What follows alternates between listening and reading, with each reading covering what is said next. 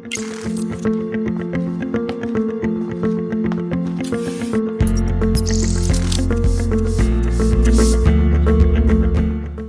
noite a todos. Hoje a gente vai falar sobre rinite e sinusite. A ideia é explicar um pouquinho a diferença entre rinite e sinusite e trazer para todos vocês o porquê esse tema é tão importante. Primeiro vamos traçar um panorama da rinite alérgica, né? Uma a cada 4 crianças e uma a cada 2 adultos vão apresentar sintomas de rinite pelo menos uma vez nos últimos 12 meses. E na população mundial esse número chega a uma vez, um paciente a cada 5 pessoas. Uma a cada 5 pessoas, ou seja, 20% de toda a população vai apresentar sintomas de rinite nos últimos 12 meses. Ou seja, é uma doença muito prevalente. O impacto da rinite alérgica é muito grande, tá? Existe um grande impacto na qualidade de vida das pessoas, ou seja, o paciente vai ter uma distração, vai ficar alterações cognitivas, aumento do número de faltas no trabalho e, além disso, as crianças, principalmente aquelas crianças que têm alteração na qualidade do sono, ela vai ter dificuldade de aprendizado, vai ter uma dificuldade de concentração, tá? E uma piora em todos os aspectos do comportamento, tá?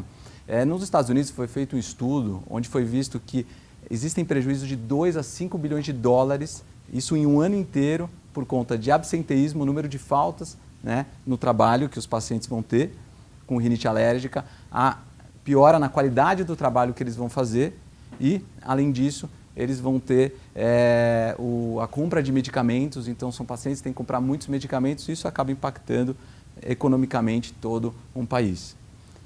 Antes de falar sobre rinite especificamente e sinusite, vamos falar um pouquinho sobre o nariz, né? O nariz ele não está aqui no nosso rosto simplesmente com o objetivo de deixar ele mais bonito. Internamente, ele tem o objetivo de processar o ar que a gente respira chegando aos nossos pulmões um pouquinho mais limpos, né? O nariz ele tem internamente proeminências ósseas, né, que são as conchas nasais, e essas conchas nasais vão filtrar, aquecer e umidificar o ar que a gente respira, tá? Além disso, o nariz ele é responsável pelo olfato, né, a nossa respiração, o ar ele tem que passar pelo nariz para estimular a olfação e a ressonância da voz. O nariz ele também serve de via final de drenagem do nosso ouvido, a orelha média. O nosso ouvido ele tem uma comunicação com o nariz e também os seios da face têm uma comunicação com o nariz.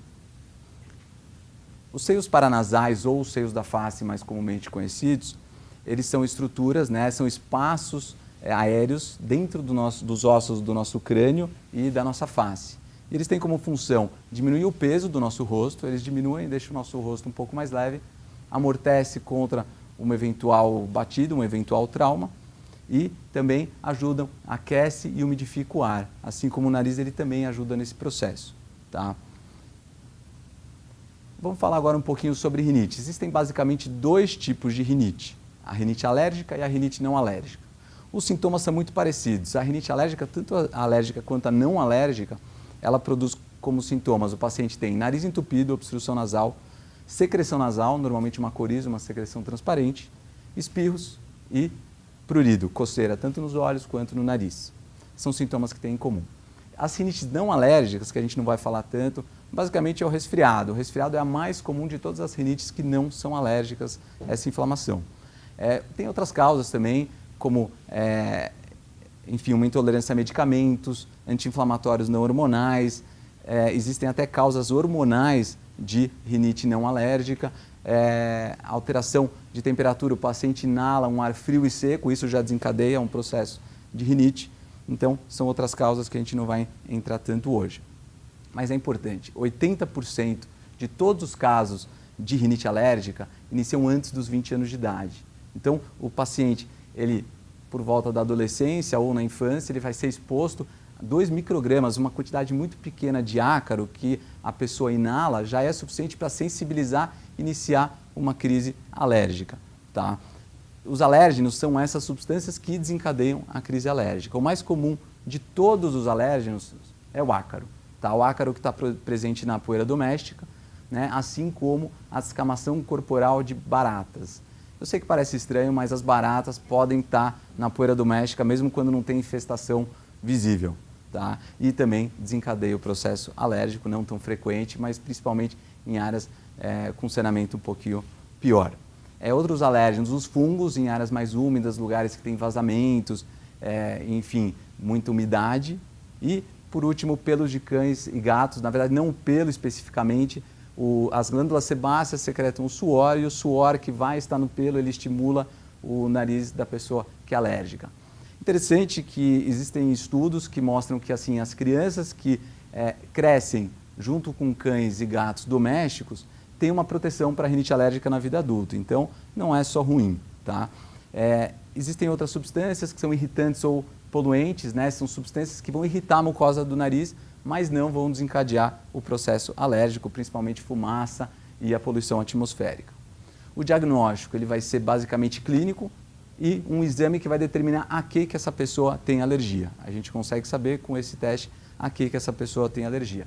O tratamento, hoje em dia, é muito focado na prevenção. A gente sempre quer prevenir as crises antes de tratar simplesmente, né, o surto de rinite alérgica. A prevenção vai ser principalmente controle ambiental, a gente vai controlar o ambiente que essa pessoa com rinite vive, tá?